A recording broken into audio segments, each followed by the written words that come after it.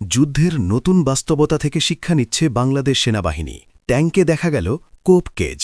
সেনাবাহিনীর ব্যবহৃত ট্যাঙ্ক ও BTR-80 APCতে সংযোজন করা হয়েছে বিশেষ লোহার খাঁচা, যাকে সামরিক ভাষায় বলা হয় কোপ কেজ।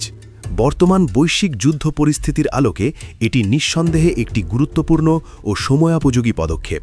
কোপ কেজ মূলত ট্যাঙ্ক বা সাঁজোয়া যানের টাওয়ারের ওপরে বসানো একটি ধাতব খাঁচা, যার উদ্দেশ্য kamikaze drone, FPV drone, RPG ও টপ অ্যাটাক অস্ত্র থেকে সুরক্ষা।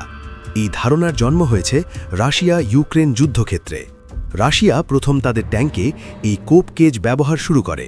তখন পশ্চিমা মিডিয়া ও সামরিক বিশ্লেষকরা এটিকে বিদ্রূপ করে নাম দেয় কোপ কেজ বা কোপিং মেকানিজম। তাদের ধারণা ছিল রাশিয়ান বাহিনী আধুনিক জ্যাভেলিন মিসাইল ঠেকাতে ব্যর্থ হয়ে মানসিক সান্ত্বনার জন্য এসব খাঁচা ব্যবহার করছে। কিন্তু যুদ্ধ যত এগিয়েছে, বাস্তবতা তত পরিষ্কার হয়েছে। ইউক্রেন যুদ্ধ দেখিয়েছে ছোট ড্রোন থেকে গ্রেনেড নিক্ষেপ কিংবা FPV কামিকাজি ড্রোন দিয়ে ট্যাঙ্কের ওপরের পাতলা বর্মে আঘাত করা হচ্ছে।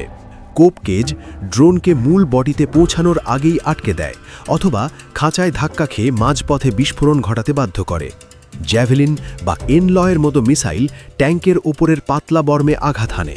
কোপ কেজ এসব মিসাইল পুরোপুরি ঠেকাতে না পারলেও মিসাইলের সেন্সর বিভ্রান্ত করতে পারে কিংবা বিস্ফোরণের কার্যকারিতা উল্লেখযোগ্যভাবে কমিয়ে দিতে পারে।